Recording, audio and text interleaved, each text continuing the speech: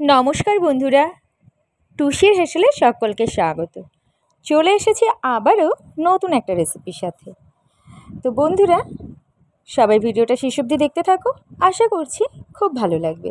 আজকে দেখাবো কুমড়োর টক। তার জন্য কুমড়োটাকে এখানে গ্রেট করে নিয়েছি আম, লঙ্কা আর ছোলার ডালটাকে ভিজিয়ে নিয়েছিলাম। এরপর মিক্সিতে ছোলার ডালটাকে বেটে নেব। দিয়ে দিয়েছি লঙ্কা, দিয়ে একটা মিহি পেস্ট করে নিয়েছি। এরপর একটা পাত্রে পেস্টটাকে ঢেলে আমি গ্রেট করে নিয়েছিলাম যে কুমড়োটা দিয়ে তার মধ্যে দিয়েছি কিছুটা লঙ্কা কুচি আর লবণ। এদিকে আমি কড়াইয়ে তেল বসিয়ে দেব। কড়াইয়ে তেলও বসিয়ে দিয়েছি।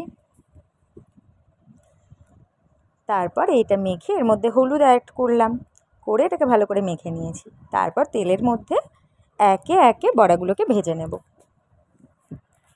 আমি ছোট ছোট করে বড়াগুলো দিয়ে একে একে এপিট ওপিট করে ভালো করে ভেজে নেব। তারপর বড়াগুলো ভাজা হয়ে তুলে নিয়েছি। এরপর ওই তেলের মধ্যেই দুটো শুকনো লঙ্কা ফোড়ন দিয়েছি একটু সর্ষে ফোড়ন।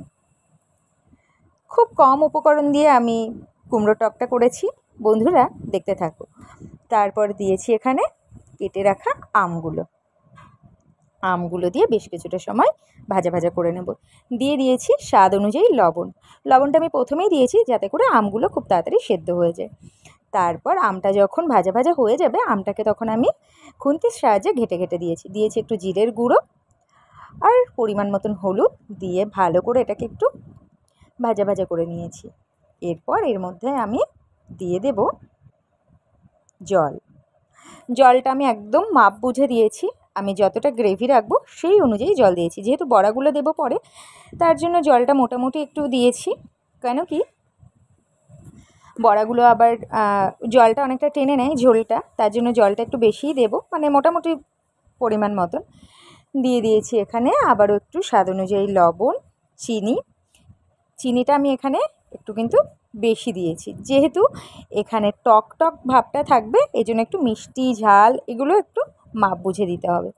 তারপরে দিয়েছি বেশ খানিকটা জল দিয়ে জলটাকে ফুটিয়ে ভালো করে ঝোলটা ফোটানো হয়ে গেলে ওর মধ্যে দেখতেই পাচ্ছ বন্ধুরা, খুব ভালোভাবে যখন ফুটে এসছে, বেশ কিছুটা জল শুকিয়ে এসছে, তখন আমি বড়াগুলো একে একে দিয়ে দেবো। বড়াগুলো দিয়ে খুব বেশি ফোটাবো না, তাহলে বড়াগুলো ভেঙে যাওয়ার সম্ভাবনা আছে।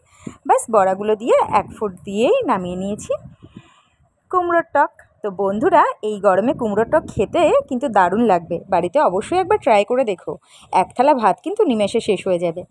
তো বন্ধুরা, ভিডিওটা যদি ভালো লেগে থাকে অবশ্যই লাইক কমেন্ট শেয়ার করে দিও।